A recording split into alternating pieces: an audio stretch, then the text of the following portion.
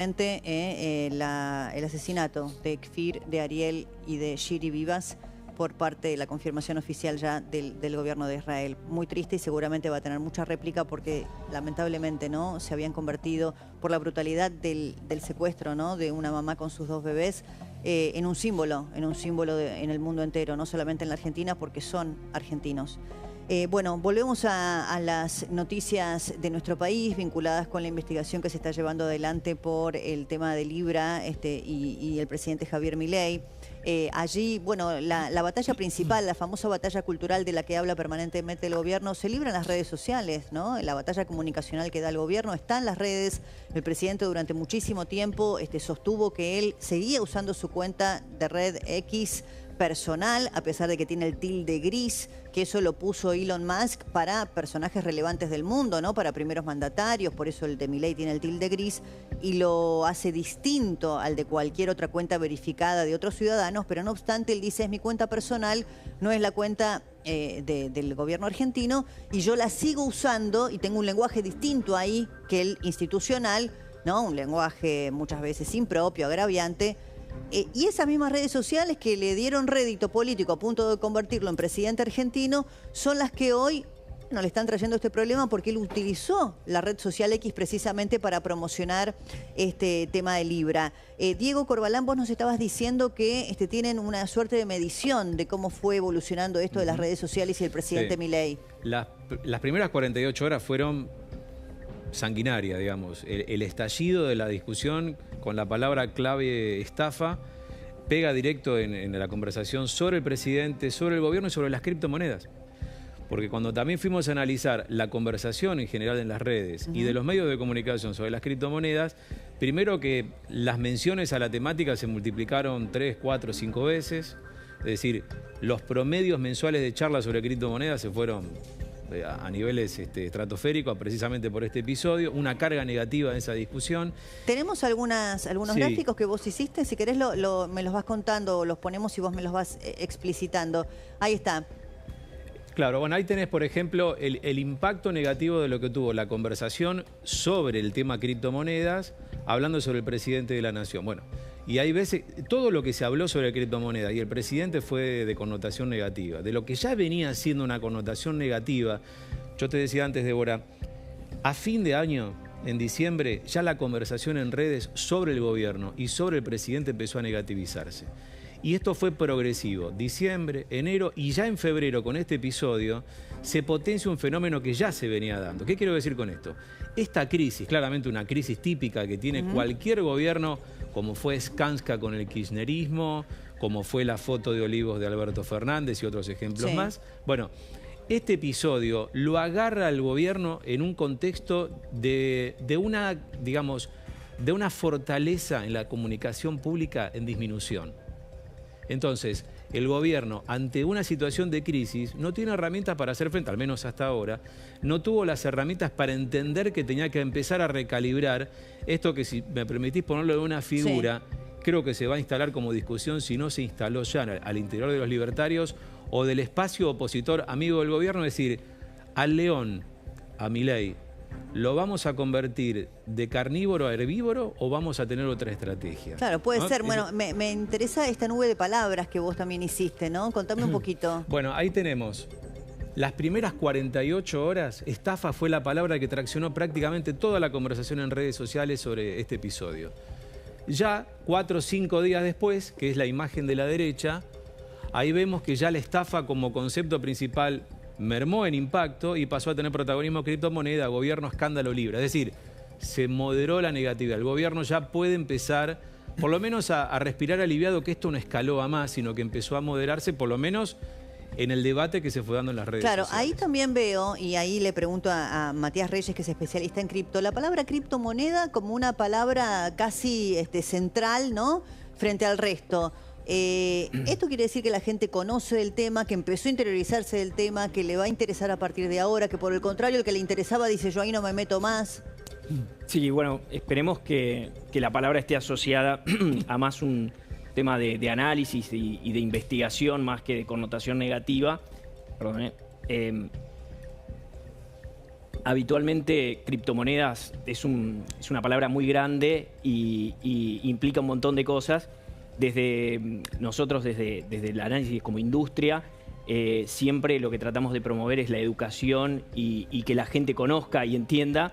Entonces, nosotros como industria lo podemos ver como una oportunidad para, bueno, para generar más educación, para generar estos espacios donde podamos explicar y seamos más metódicos en lo que implica, o bueno, o pueda tener una connotación negativa en donde la gente asocie negativamente la palabra con bueno, lo que pasó, ¿no?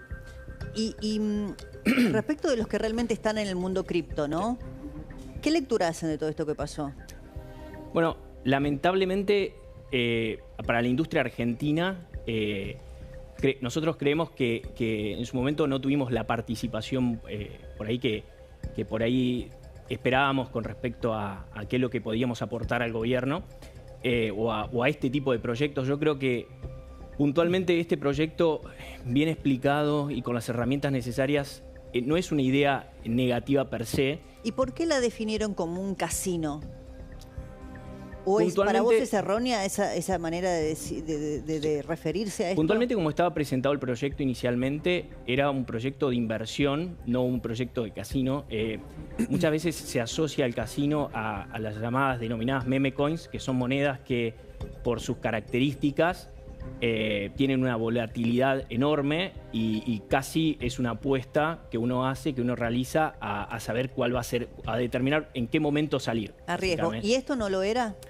Como está presentado inicialmente, uno entiende que era un proyecto en donde se iban a captar fondos para destinarlo a distintos tipos de proyectos. De hecho, había un formulario que había sido subido en el sitio que publica el presidente, en donde uno podía presentarse y decir, bueno, yo quiero que estos tokens que están emitidos financien mi proyecto.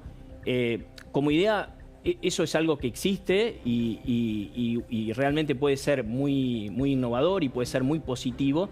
Obviamente la forma en que fue realizado no fue la correcta y lamentablemente mancha, y yo creo que el principal problema que vemos es que había una oportunidad de oro para poder hacer las cosas bien y lamentablemente a veces las oportunidades suceden una sola vez y esto ya queda manchado y va a ser muy difícil reconstruir esa confianza y disasociar o separar esta... Pero Matías, para poder entender un poco, si esto es para financiar pymes, ¿ese era el lugar? Porque todos hablan de que ese tipo de meme coin, moneda, lo que sea, es un sistema de mucha volatilidad. ¿Eso sirve para promover inversiones o tendrían que haberlo hecho en un sector más conservador de lo cripto? No, por supuesto. Tecnológicamente y a nivel operativo fue realizado de forma muy mala, o esa es por lo menos mi opinión. Matías, ahí me permitís una pregunta básica que tiene que ver con el proyecto en particular, porque este proyecto se llamaba Viva la Libertad Project. ¿Sí? Ese era el nombre, digo.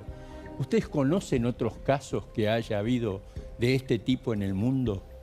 Sí, existe, digamos, la tecnología, porque acá conceptualmente lo que nosotros tenemos que tener bien claro es la tecnología que soporta las criptomonedas. Por el tema de la tecnología, pregunto en particular. Exactamente. Entonces, como tecnología, la blockchain permite que se puedan desarrollar este tipo de proyectos y sobre todo darle muchísima trazabilidad a cómo se destinan esos fondos. Esa es una de las grandes ventajas que tiene la blockchain, es que a pesar de ser anónimos, uno puede saber, y de hecho por eso se conoce todo lo que pasó, porque a través de los contratos y a través de las addresses uno puede ver cómo se interactuó, cómo interactuaron esos tokens, en qué momento se vendieron, en qué momento se compraron. ¿Podemos saber, por ejemplo, estas personas que se enriquecieron en millones de dólares, quiénes son nominalmente? Digamos, a nivel address, sabemos cuáles son las addresses, las direcciones, porque para no ser tan técnico, pero una dirección es básicamente una billetera, sería como mi billetera. Pero la dirección es la de la billetera electrónica. Claro. La dirección es la de la billetera no hay nombre y electrónica. apellido. No hay nombre y apellido. Claro, no es obviamente nombre y apellido. la justicia podrá requerir esa información y será aportada o no será aportada por los que hicieron desarrollaron este proyecto, pero obviamente se puede identificar cuáles son las billeteras que interaccionan. Que podía tardar años, pero que se podía llegar a saber, es decir, que no solo por este mecanismo, sino que a raíz de esta compra, de esa dirección que marcas vos, se puede la justicia hacer un seguimiento para ver si pueden encontrar a la persona física. Esto que dicen que puede demorar años, ¿coincidís? Sí, hay muchísimas empresas que se dedican específicamente a la investigación on-chain, que se llama, y pueden trazar, por eso blockchain muchas veces nosotros nos reímos porque es la herramienta perfecta para trazar y para poder tener seguimiento sobre el dinero. Entonces hay herramientas que obviamente tienen un poder de análisis muy grande, que pueden seguir perfectamente cuál fue la trazabilidad de esos tokens, que el token sería como el número de serie que tenemos en un billete. Sí, entiendo. Y pero entonces, ahí determinás la billetera, ahí encontrás la billetera y podés saber sabés si fueron 3, en qué lugares 10 fue o 20. interactuando. Exacto. En qué lugares fue Y interactuando. otra pregunta que tengo para los dos, porque son expertos en el tema. Está el rumor, estaba muy fuerte el rumor en Wall Street, acerca de una investigación por los funcionarios americanos damnificados de la Security Exchange Commission, o sea, de la SEC, lo que es la Comisión Nacional de Valores de los Estados Unidos. Sí. ¿Hay casos ya en el tema este en particular que la SEC haya investigado o este sería el primer caso? No, hay muchísimos. La SEC tiene potestad para investigar este tipo de eventos, porque una de sus principales objetivos es la protección del inversor financiero americano, y tiene potestad inclusive para investigar afuera de los Estados Unidos. El caso más paradigmático que conocemos es el CEO de Binance, que fue investigado en Estados Unidos por la SEC y tuvo una condena, no una condena a nivel prisión, pero sí una condena monetaria. Que implicó obviamente un gran impacto en la reputacional en la marca. Ahora te quiero preguntar algo, pero antes quiero que Diego me diga, pues me quedé con una idea que vos decías, bueno, hay que ver si ahora en redes sociales el león va a pasar a ser herbívoro, en el sentido si va a bajar el tono, ¿no? O no, porque es propio de las redes el tono. Sí. Y no se puede, digamos, bajar la guardia ahí. Yo creo que tiene una oportunidad el presidente, ¿eh? Para mí tiene una oportunidad. Ahora, ¿es propio de él ser un político dialoguista? Bueno, eso ya... La construcción política que él hizo... O sea, acá hay algo que me parece interesante. Esta estrategia que colapsa con este escándalo es la misma que viene aplicando Milei candidato, digamos, de que él fue candidato. Y aún siendo presidente conservó la misma estrategia de atacar y negociar, atacar y negociar, atacar y negociar. Yo creo que esa estrategia está en un punto de agotamiento. No sé si es que él tiene que darla de baja. Lo que sí digo es que esa estrategia como única manera de construcción política tiene un problema. ¿Por qué? Porque a la hora de conseguir los acuerdos políticos que necesita, pensando en esta elección que viene ahora, tanto en la ciudad, en los distritos como a nivel nacional, va a necesitar eventualmente esos diálogos. Y bueno, tal vez yo digo, ahí tal vez haya una oportunidad para Milei, como creo que ya se está insinuando que hay un giro de la Libertad Avanza acá en la ciudad de Buenos Aires, de apoyar la eliminación de las PASO en el distrito porteño. Sí. Bueno, en ese giro creo que hay algunos indicios de que tal vez esta crisis puede transformarse en una oportunidad del gobierno, primero para abrir esa puerta que le tenía negada hasta ahora al macrismo, especialmente a Mauricio Macri. Y se da todo de tal manera, y esto es un poco la discusión que se ve en redes sociales, que quien es el actor de reparto, pero que tiene mayor incidencia en este episodio, sobre todo en la entrevista, que es Santiago Caputo, tal vez allí haya una oportunidad, justamente con Macri como uno de sus principales detractores. Veremos, lo veo difícil. Es difícil, pero espera que hay una endija, ¿no? Sí, que quiere hablar aquí el abogado que está con nosotros, penalista Rodrigo Tripolone. Sí. Quería hacer una consulta nomás con respecto a las cripto. ¿Se puede congelar estos activos o fácilmente pueden desaparecer? Porque en caso de cuentas bancarias uno puede pedir medidas cautelares, pero no sé si esto puede funcionar con las cripto. Con lo cual, llegando en una hipótesis de una futura condena, una eventual condena, quizás tengamos a alguien que del otro lado no tiene más fondos. ¿Se entiende? ¿Se puede lograr esto? Se puede, a nivel tecnología se puede. Lo que acá el equipo que desarrolló, que es el 80% de los tenedores probablemente, o eso es lo que uno estima de esos tokens, ellos son los que tienen la potestad para poder congelar, porque no es, recordemos que esto es descentralizado y para poder congelarlo se requeriría un mandato de la justicia para que ellos congelen esas. ¿Ellos son los que tienen esos 100 millones de dólares que se habla?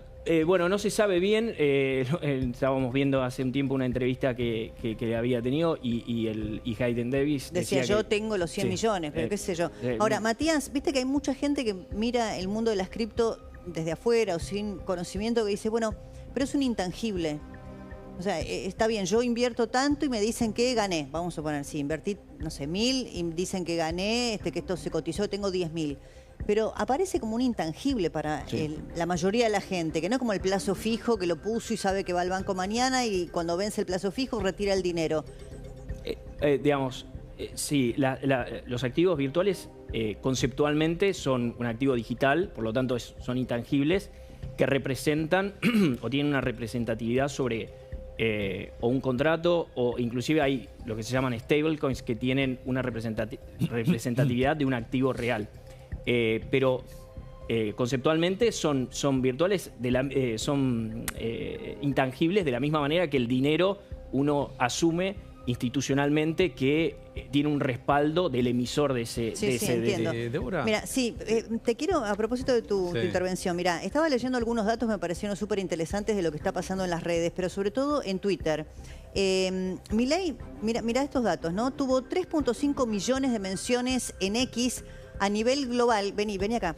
Milei tuvo 3.5 millones de menciones en X a nivel global entre el viernes 14 y el domingo 16. Es decir, después de la publicación del presidente en Twitter, tuvo 3.5 millones de interacciones a nivel global. Esto es un relevamiento de una consultora que se llama Onclusive, que tiene sede en Irlanda y es especialista en análisis de publicaciones en redes sociales.